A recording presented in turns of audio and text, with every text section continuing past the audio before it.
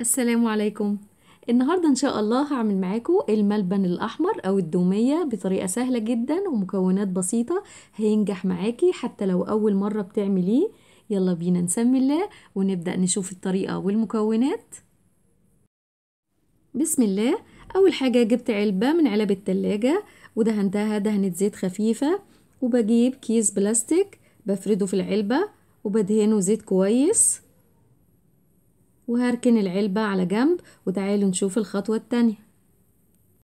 معايا نص كوباية من المية، مية عادية مش سخنة، وهنزل عليها بنص كوباية نشا، يعني حوالي 4 معالق كبار من النشا، وبقلبهم كويس في المية لغاية ما النشا يدوب، وهركنهم على جنب. هبدأ دلوقتي في تحضير الملبن. طاسة رفعتها على النار، استخدمي أي إناء يكون واسع ويكون تقيل، وحطيت فيها كوباية ونص من السكر، واستخدمي أي نوع سكر موجود عندك مفيش مشكلة، وهضيف عليهم كوباية ونص من المية وعصرة نص ليمونة، وبقلبهم لغاية ما السكر يدوب.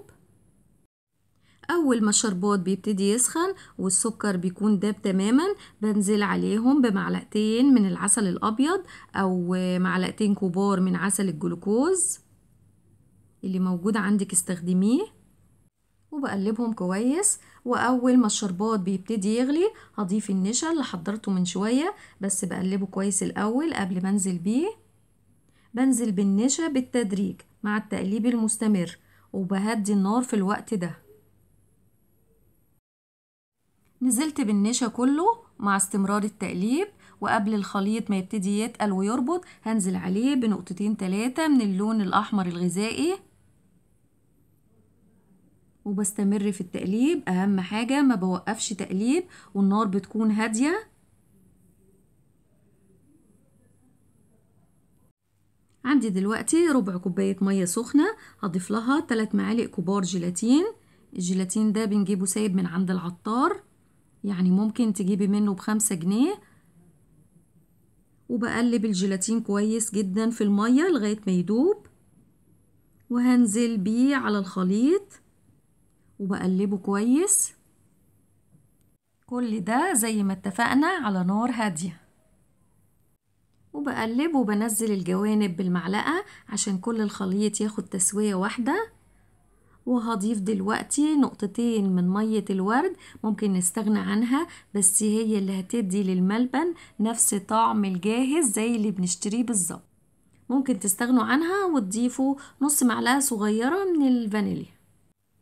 وزي ما انتوا شايفين الخليط هنا ابتدى يتقل ويربط، يعني بعد إضافة الجيلاتين بسيبه على النار حوالي ربع ساعة. هنا لسه ما ظبطش، بينزل من على المعلقة بسهولة. هنشوف مع بعض دلوقتي ازاي نعرف ان الملبن استوى وبقى مظبوط. هحط المعلقة كده واشيلها، ولما الاقي الملبن بينزل متقطع مش بينزل سايل او بسرعة، يبقى كده الملبن بتاعنا بقى مظبوط تمام. اهم حاجة زي ما قلتلكوا ما تخلوش على النار بعد اضافة الجيلاتين اكتر من ربع او تلت ساعة بالكتير، عشان الملبن يكون مظبوط طري وما ينشفش منك ويعض. ودلوقتي هضيف نص كوباية من الفول السوداني، واقلب كده تقليبة واحدة واطفي النار.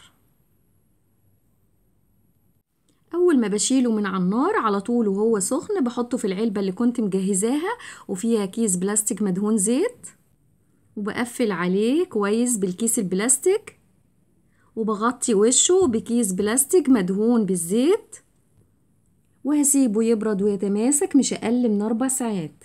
ويفضل طبعا تسيبيه يوم كامل.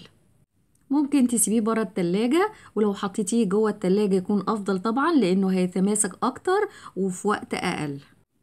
وهنا بعد 4 ساعات بالظبط انا بشيل من عليه الكيس البلاستيك، وهرش رشة من النشا والسكر قبل ما انزله من العلبة عشان ما يلزقش.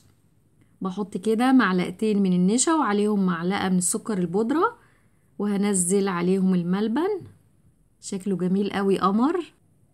رشة كده عليه برضو من النشا والسكر البودرة، وهبتدي اقطعه. التقطيع هنا زي ما انتوا عايزين، يعني ممكن تقطعوه شرايح او قطعوه مكعبات زي ما بتفضلوه. والسكينة اللي هنقطع بيها بتكون مدهونة زيت. واضح وانا بقطعه ان هو متماسك، ولسه برضو لما يبات بيتماسك اكتر وبيكون تقطيعه اسهل. شايفين لونه جميل؟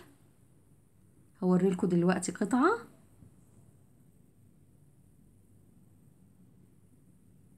متماسك وطري وفي مطة مظبوط جدا، ولسه كمان لما يبات المطة هتكون اكتر.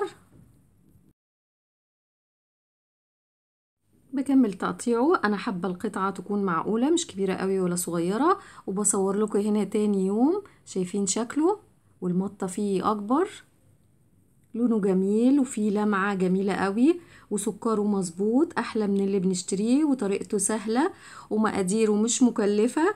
يلا بقى قوموا اعملوه فرحوا ولادكم. وبكده اكون وصلت لنهاية الفيديو. اسيبكم في رعاية الله، والسلام عليكم ورحمة الله وبركاته.